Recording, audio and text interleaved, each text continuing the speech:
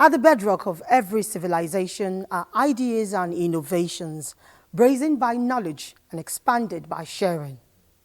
Without doubt, education remains the greatest among the legacies modern societies pass on to generations, and this knowledge is strategic to keep them knowledgeable about who they are, what they represent, and what they can become. Perhaps the understanding of these stirred the federal government of Nigeria to take another look at the education system and delivered on reforms to make it not only better, but all-inclusive. It is good to know you are tuned into Dateline 360 today. I am Omotola Omojola, and we shall be examining the recent reforms in the education sector. Stay with us.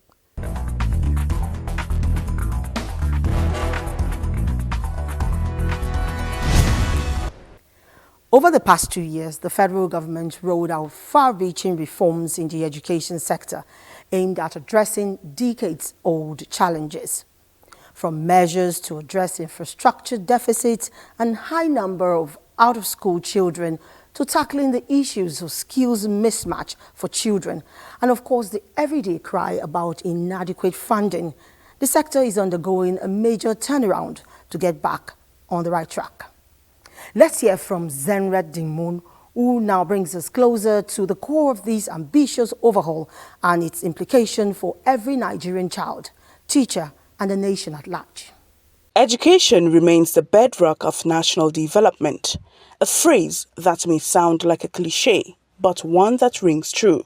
The current administration has chosen to transform this principle into reality. The revolution began with a bold step, digitizing the education sector. This was followed by a nationwide drive to remove children from the streets and return them to classrooms, unifying basic education into a seamless 12-year framework. Added to this is a forward-looking curriculum designed to reduce subject overload while prioritizing digital literacy, entrepreneurial, and vocational skills. What the president has directed us to do is to ensure that every Nigerian student get meaningful life skills, and the ones that can go to university get enough skill for them to be able to be useful to themselves, useful to the society they live, useful to the be productive to the country and the global world at large. Introducing school grading, which we have done everything, is just now to deploy the technology to our schools, and then also to review the curriculum. We have reviewed the pre-service teacher training curricula to include aspects that are addressing directly the challenges of quality education. We have developed a training package. It's digital. We actually collaborated with NIDDA. They have a digital training that is fully online. So we are expanding that training, not only to give the teachers training in digital knowledge, but also to include the pedagogical content knowledge. Providing a conducive learning environment lies at the heart of these reforms. The government continues to assess the specific needs of schools, communities, and states, ensuring tailored solutions are delivered. We're renovating 1,095,000 classrooms. We're installing several boreholes to provide enough resources for wash facility at our schools. We've procured 1.7 million school furnitures. We've constructed 7,000 new schools, and we've trained and retrained almost 1 million teachers. Teachers are also a major focus, with continuous training, welfare upgrades, and exposure to global best practices designed to raise teaching standards and improve learning outcomes. We'll be launching AI lesson plan generated platform where every teacher would actually see good lesson plans. Not only that, lesson plans that are simulated, your teaching digestion, let every child see how the food gets into the esophagus, how does it get into the tummy, and how does it get digested. Because with that, you make learning more fun and we make it more profound. Secondary education, the crucial bridge between childhood dreams and adult realities, is also being strengthened. Early exposure to vocational and entrepreneurial subjects is preparing students for diverse career paths, whether through higher education or direct entry into the workforce. To further ease access, government is introducing financial support to break down the barriers that often hinder learning and skills acquisition. We discovered that there are locations in the country where access is a problem for the girl child. You discover that in some locations, especially in the rural locations, a child may need to trek. Initially, we were saying 5, but we discovered that there are locations that a child may need to trek up to 8 kilometers to the nearest school. Some, they have the primary school, but the JSS are not available, while some don't even have a school in their locality. So these are the locations that we are targeting this program, where we'll give them the access, we'll build the schools, and then apart from that, also poverty is also affecting girls' participation in school. So to solve the problem, that's why we structure the program in such a way that it's not only targeting the girl child, but their mothers. So the root phase of the Illumina project is targeting the mothers. We are going to train them for 6 months and then give them a starter pack, a sub-loan that they can start actually becoming economically viable. But for you to partake in that training, you need to enroll either a daughter or a relative or a neighbor. It is, of course, a massive undertaking. One stakeholders say requires sustained funding and unwavering political will. The success of this ambitious vision depends on effective implementation and collaboration across all levels of government and within local communities. Zenred Dingmun, reporting for Dateline 360. Now, critical among the recent reforms in the education sector is curriculum overhaul, proposing a shift in learning models for basic, secondary, and technical education. This is aimed at cultivating an intellectually sound and self-reliant generation. Christiana Akonde has all you need to know about this part of the reforms. The Nigerian education curriculum has been revised to include a balanced and mixed academic subjects, vocational training, and digital literacy, effective from the 2025-2026 academic session. The new curriculum aims to enhance the quality of education by integrating practical skills with academic knowledge. It is designed to prepare students for real-world challenges and improve employability through vocational training and digital literacy. This new curriculum allows primary 1 to 3 to adopt minimum of 9 subjects and maximum of 10, including English, mathematics, 1 Nigerian language, and Nigerian history. For primary 4 to 6, the curriculum allows the adoption of 11 subjects and maximum of 13, including English, mathematics, and 1 Nigerian language, Nigerian history, pre-vocational studies, amongst others. For GSS 1 to 3, the curriculum allows the adoption of 12 to 14 subjects, including English, mathematics, 1 Nigerian language, Nigerian history, 1 trade subject, amongst others. And for senior secondary classes, the curriculum allows adoption of 5 core compulsory subjects, including English, mathematics, 1 trade subject, and other subjects according to their pathway, that is, science, arts, or social sciences. To many Nigerians, it is a welcome development, especially the inclusion of Nigerian history and vocational skills. Every sovereign nation in the world, across the nations of the globe, they have what is called history, documentation. They have history. They teach their children how this country, how it started, the founders, how they come about and initiate the sovereignty of the nation. So those things are very key for kids to understand the origin, how their country came about, the history, the founding fathers, the constitution. All this should be taught in our curriculum so that children can be able to develop this knowledge right as they are very little. Growing up with that knowledge, it helps them and it shapes their life. The world is evolving. Everything is changing. Time changes everything. So it will not be the same. The next generation will be more advanced than this generation. Stakeholders say the curriculum overhaul is timely, especially in this era, as it allows fewer subjects with deeper learning. If you can do English, maths, the basic, biology, sciences and art, just pick and let skills be the majority, be the main thing they are doing. I'm okay by that. You understand? It will go a long way. It will go a long way in helping Nigeria becoming a producing nation. Pick a particular skill, and learn, get to know about it, and then see how they can practice it to be either self-employed or even decide to, help themselves or help others. This era of innovation, what we are doing, we are catching these students young, inculcating skill and acquisition into their knowledge. Stakeholders believe the overhaul will reduce student burnout, strengthen national identity, and produce graduates who are better prepared for work, innovation, and civic responsibility. Christiana Akode for Dateline 360.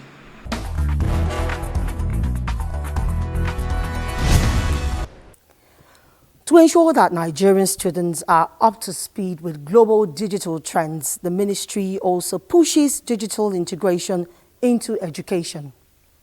Next, Olayinka Ojo examines how this is being adopted for teaching, learning, and even the conduct of examinations. Digital innovation has proven to be a powerful tool in complementing, enriching, and transforming education. It holds greater potential to accelerate progress towards Sustainable Development Goal 4. Today, technology is already advancing the quality and relevance of learning. We fight malpractice, improve efficiency, and prepare our learners for digital age. In times of crisis, it helps mitigate the effects of school closures and learning disruptions. The shift towards digital education is designed to raise learning standards, making education more personalized, accessible, and efficient for students. But the policy as a policy is very, very good. It is good, it is perfect, and it will cut costs. Government should make system available for these children. Already, some schools in the country are blazing the trail in digital teaching, learning, and even examinations. We are proud of what they are doing because we are yet to hear those serious issues of examination malpractice. There will be no exam and practice. You just go straight and write your exam on time. The timing and the cooperation. Challenges such as inadequate infrastructure, limited digital skills, and insufficient funding continue to slow the process. How can they come and introduce this kind of computer base into WAEC and NECO? It can't be possible. We have 774 local government. We have more than 1,000 or 2,000 villages. Go to most of our villages today, they are not computer literate.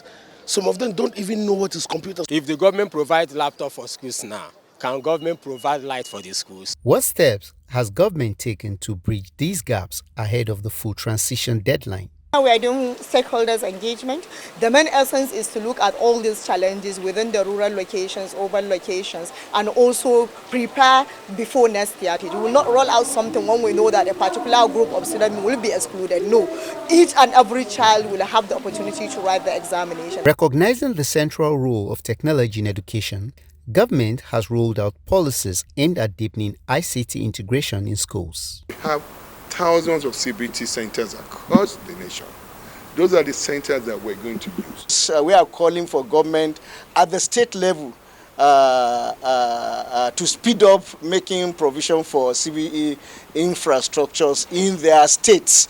The National Implementation Guidelines for ICT in Education sets clear objectives for facilitating teaching and learning, promoting critical thinking, and improving education management. When all these are in place, there will be increase in accessibility and efficiency in assessments. Olayinka Ojo for Dateline 360. As recent education reforms by the federal government are expected to reshape how students learn, states are expected to key in as partners in development. Ifeoma Ayoje reports that in Bayelsa State, the stage is set for these policies to raise standards. While the new policies promise improved learning outcomes, and better opportunities for Nigeria's future leaders. Stakeholders, however, express worry about inclusion for rural communities. Bayelsa State is aligning with the wave of reforms redefining Nigeria's secondary education.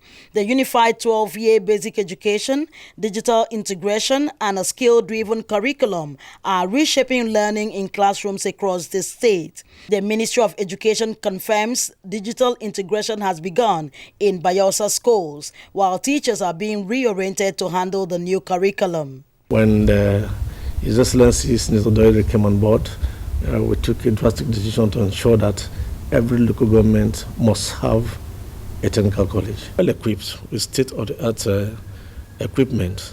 So Bayelsa has been at the forefront in terms of reforms. Teachers say fresh training and certification are sharpening classroom delivery, though not without challenges. Since they are doing reform, let everything be uniformity.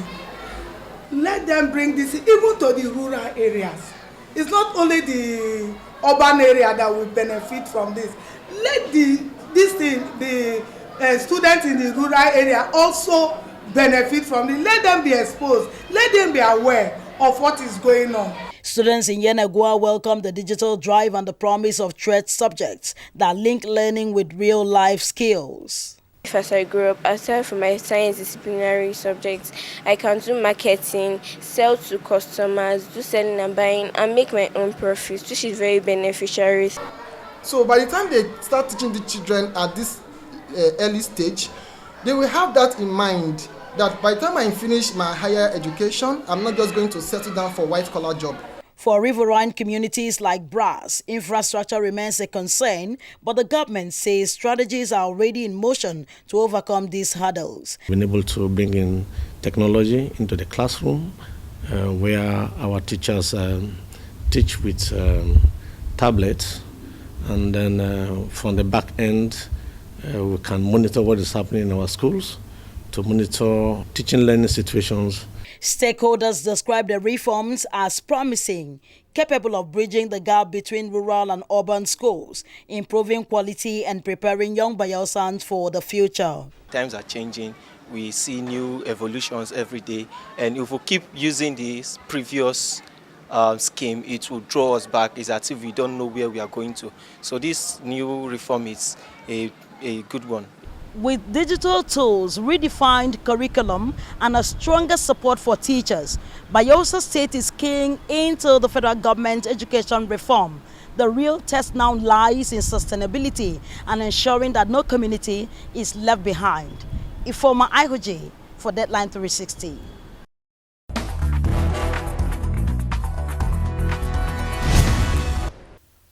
Like Bayelsa, Plateau State keys into the federal government's reforms in the education sector with the approval of the establishment of 3 technical and vocational schools in 3 senatorial zones of the state. Priscilla Gumnan reports that the state is also distributing 30,000 history books to schools, with optimism that the reforms, when fully in effect, will take the state's education sector to enviable heights.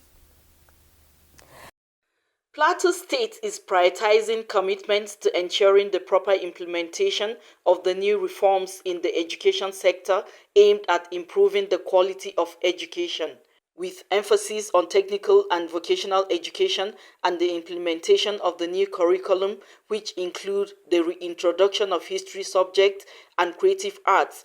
We summon meetings with various stakeholders, from the zonal directors, the education secretaries in the LEAs, and they in turn cascade it to the heads of schools, who are the direct implementers of the policy. We intend to go around the schools to see how they are coping with this new curriculum so that we can help them. In terms of digital integration and teacher certification, the state is not resting on its oars to ensure more teachers are trained and retrained for optimal results. Now we are working on the staff gap, especially for those new subjects that have been brought on board so that we see the gap that we have and we'll be able to recruit in those areas. So we will have to recruit, but our recruitment will be focused, it will be specific for those areas that lack teachers. And I think history is one of them.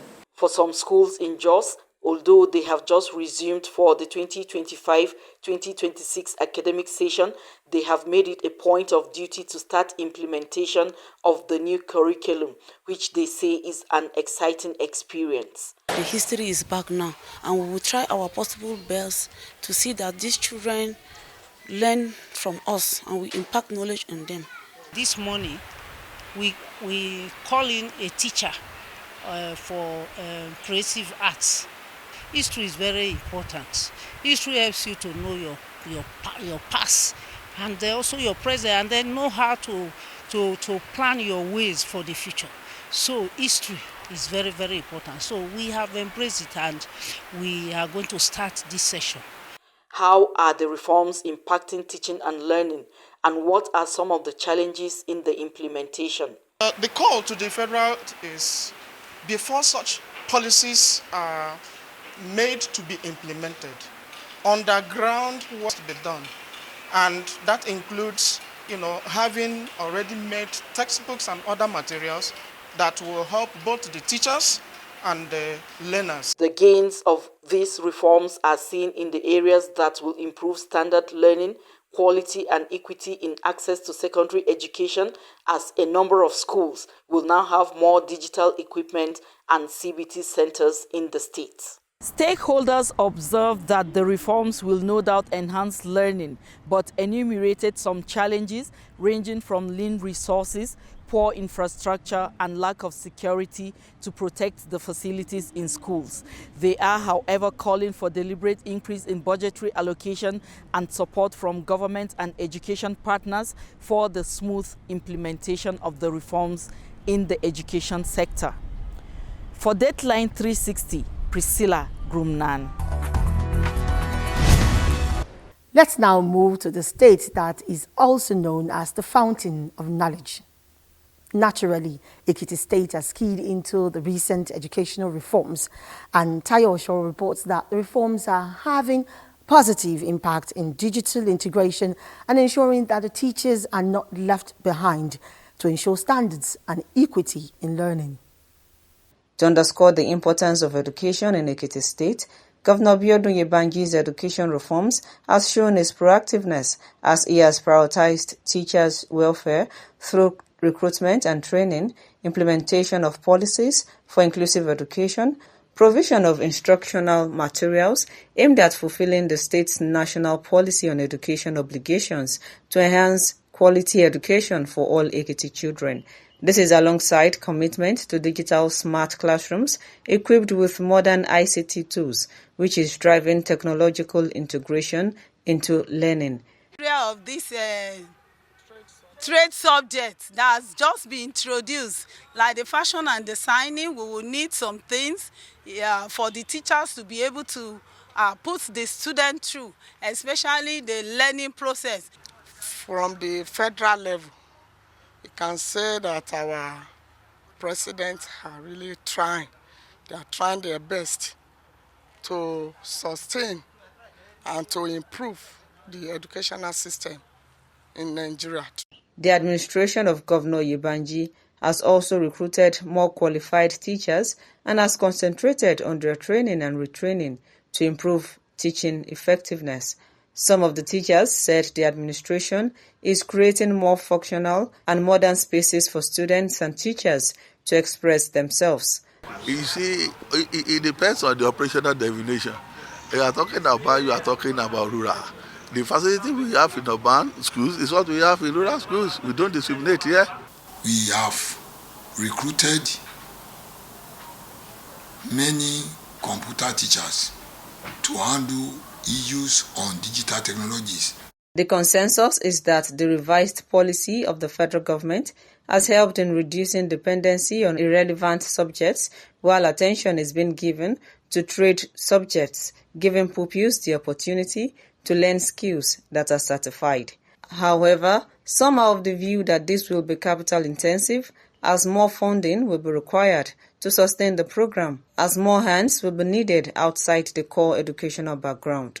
It is expected that if the recent education reforms of the federal government is implemented, it will not only improve access to quality education, but will also increase access to digital education, especially for students at the grassroots. In Ado-Ekiti, Tayo Osho for Dateline 360.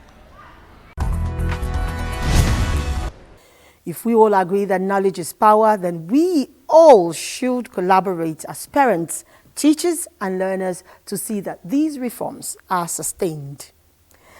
That's the program for this week. Next edition promises another moment of education on issues of collective interest. Please keep a date with us. I am Omotola Omojola. I thank you for your company on behalf of the production crew. May God bless Nigeria.